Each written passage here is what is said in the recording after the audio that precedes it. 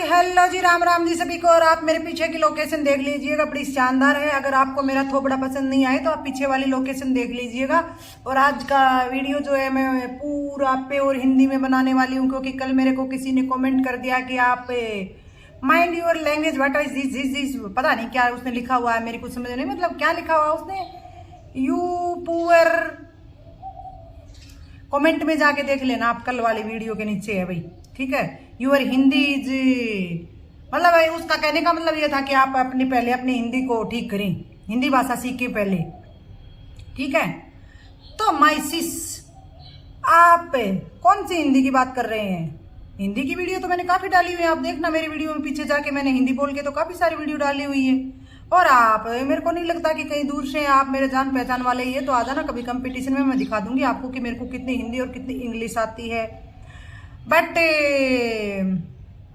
कभी घमंड नहीं किया हमने, ठीक है। सो अब आज हम करते हैं अपनी आगे की वीडियो शुरू, आगे की वीडियो स्टार्ट, ओके। आज का हमारा टॉपिक जो है बाहर लिखा हुआ है कि हम आखिर भगवान को कब तक दोष देंगे। तो आज का हमारा मुद्दा वो रहेगा, क्यों हम हमारी गलतियों को नहीं देखते हैं, कब तक हम भगवान को ही दोषी ठहराएंगे।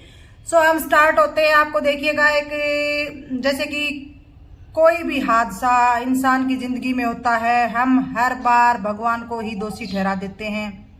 आज मॉर्निंग की बात है, मेरे साथ, दूसरों की नहीं कह रही, मैं खुद भी देखो, खुद के ऊपर भी कह रही हूँ कि मेरे साथ, मैं जैसे वॉकिंग के लिए जा रही थी तो मेरे साथ कोई लेडीज थी, उसको मैं जानती पहचानती भी नहीं थी, उसने वैसे ही मेरे को राम राम किया। फिर पता नहीं क्या बात आई, कोई किसी को यहाँ पे मतलब ऐसे लगी हुई है, कुछ ऐसा है। तो हम बातें करते करते लास्ट में मैंने यही कह दिया कि भगवान को अब यही वो है। फिर वो मेरे को भी हंसी आ गई मॉर्निंग में ही, सुबह ही, कि मैंने कहा हाँ लास्ट में हम भगवान को ही दोष दे देते हैं। तो उसने भी बोला कि हाँ मरे पूरे भगवान के नाम, वही वाली बात हो जाती है।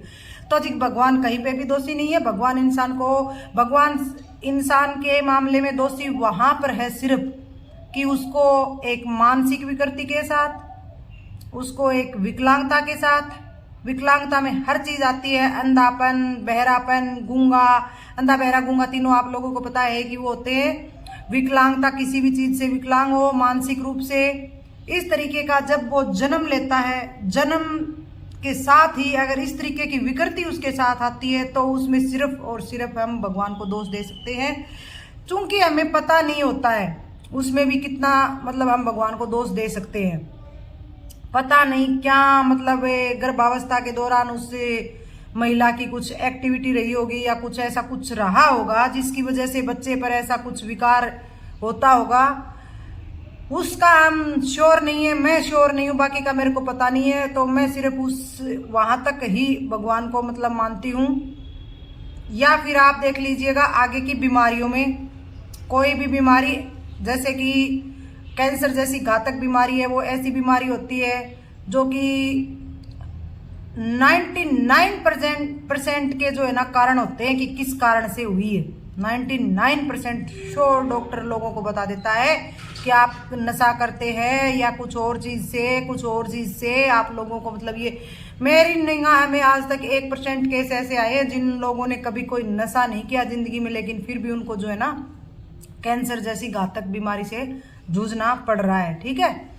वरना 99% के कारण आते हैं, नशा ही सबसे बड़ी कारण है। कैंसर जैसी गंभीर बीमारी में महिलाओं में अक्सर होती है, 1% में वो महिलाएं भी आ जाएंगी जो कोई भी किसी प्रकार का नशा नहीं करती हैं, लेकिन उनको जैसे ब्रेस्ट कैंसर होता है तो वो किसी मतलब कोई भी इस टाइप का कोई नशा भी नहीं होता और कोई मतलब रीजन नहीं होता है उसका, जैसे रीजन के बिना तो बीमारी खैर होती नहीं है, लेकिन फिर भी पर्सनल जैसे कोई छेड़खानी कोई और वो नहीं होती है उसमें, तो उस तरीके के जो है ना वो बहुत ज्यादा होती है। तो वो मतलब 99 के रीजन तो हर चीज का ही होता है, लेकिन मेरा मानना ये है कि 99 जो है वो खुद की गुस्ताखी की वजह से होती है, 1% में आ जाता है। या फिर आप 10% लगा लीजिएगा भाई आप लोगों, अगर आपको कोई और ज्यादा कुछ दिखाई दे तो मेरे को नहीं देता है। अब हम आते हैं मेन मुद्दे पर कि भाई हम क्यों जिम्मेदार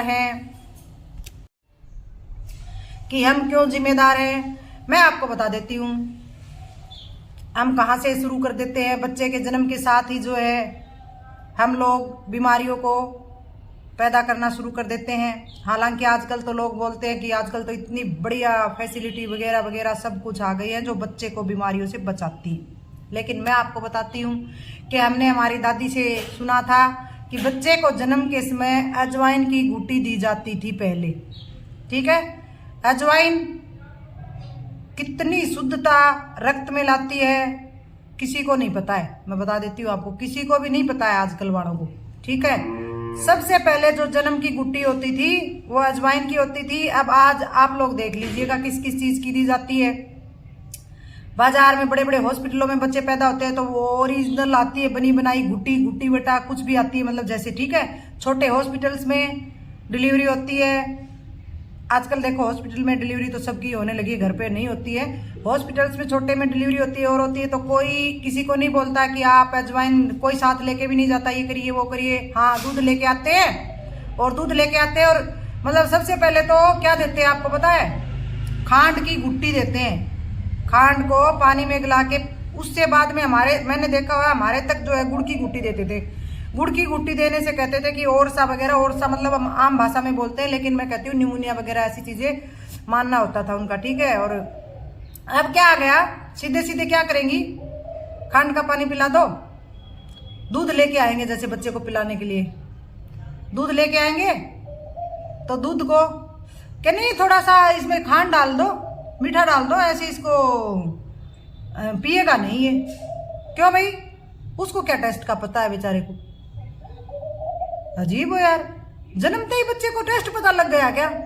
अभी तक तो वो है ना, जैसे माँ के गर्भ में था तो प्लासेंटा से ही तो सब कुछ, उसके मुंह से तो वो कुछ खा ही नहीं रहा था। उसको कैसे बाहर आते ये पता लग गया कि इस चीज का टेस्ट कैसा है, मीठा है, फीका है? नहीं नहीं नहीं नहीं, उसको आप जो टेस्ट चेक कराओगे ना वही उसको पता लगेगा कि इसका टेस्ट कैसा है। अगर आप उसको शुरुआत से फीका दूध पिलाना शुरू कर देंगे तो उसको कौन से मीठे की आवश्यकता है? धीरे धीरे वो चटपटी मीठे मीठे में ऐसे ऐसे ऐसे करता है, फिर आप लोग उसको मीठा मीठा करके, वो मीठे में तो मीठे से शुगर होती है आपको पता है। ठीक है, तो जन्मते ही मीठे वाली जो धारणा है वो बंद कीजिए।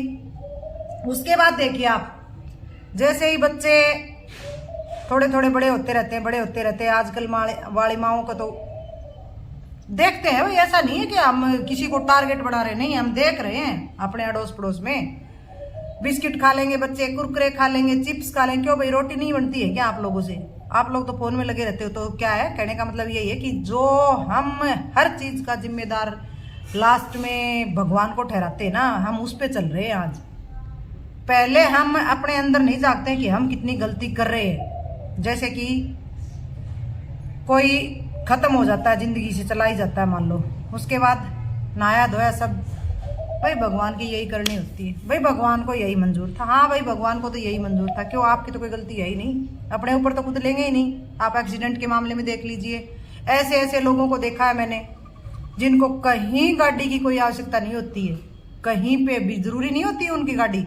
साल में उनको 1 से 2 बार ऐसा कोई लंबा रूट करना होता होगा तो उस किराए से भी जा सकते हो, लेकिन नहीं भैया, गाड़ी होनी चाहिए घर में। हमारे तो गाड़ी घर में आ गई है, कोई भी अगर व्हीकल घर में आ गया है तो बच्चे तो अब पैर पे दी और चले, उनको तो चाहिए, घर में है, चाहे तेल डालने के पैसे हो चाहे ना हो, घर में है, उसको घुमाना है, वो घुमाने के लिए है, वो काम में लेने के लिए नहीं है। तो कहाँ से आई?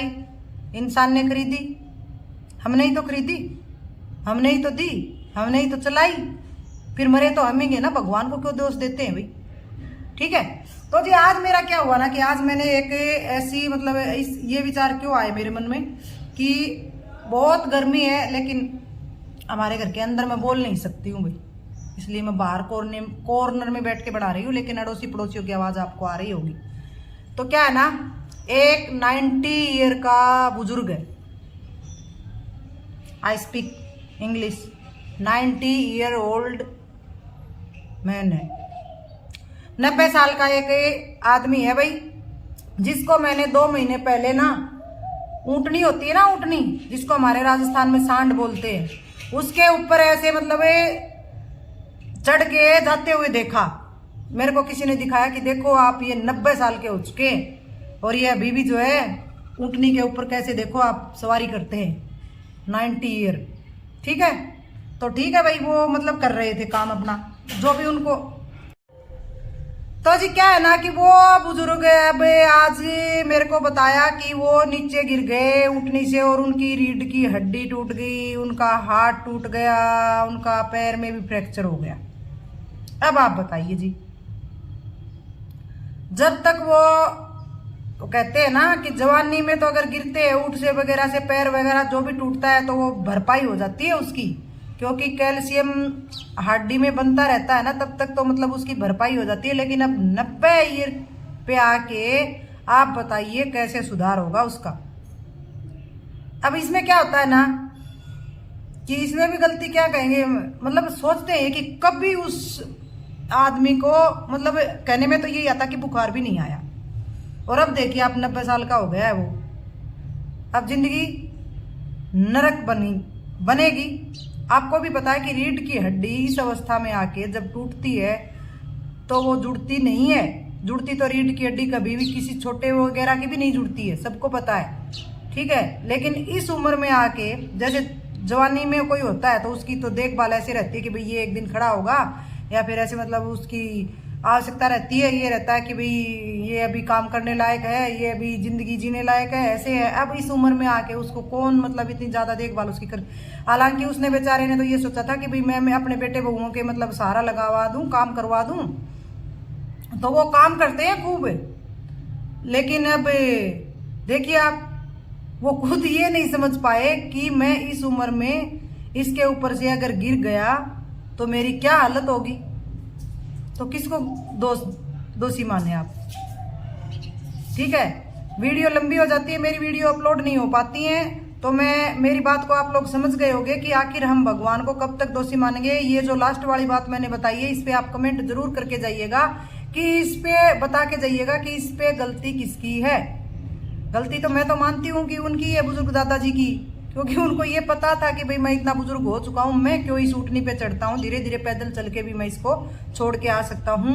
जितना मेरा मतलब, मैं इस उम्र में, हम लोग सब ये सोचते हैं कि भाई इंसान अपना खुद का करता रहे, चलता फिरता रहे तो ही कितना बेटर रहता है। लेकिन वो इतना सारा घर का काम करते थे और अब लास्ट में वाह वाही नहीं मिलेगी। सब लोग यही कहेंगे कि बुढ़ापे में इसको कौन, क्या जरूरत थी इसको ऊँटनी पे चढ़ने की, कर दिया ना ऐसे। मतलब जो उसने पीछे किया वो नहीं दिखेगा। अब जो नहीं करना चाहिए था, फिर क्या कहेंगे कि नहीं बेचारे की कभी आंख ही नहीं दुखी, भगवान ने देखो बुढ़ापे में क्या दुख दिया है, भगवान ने क्या दुख दिया है। तो प्लीज कमेंट। बाय बाय, फिर मिलते हैं।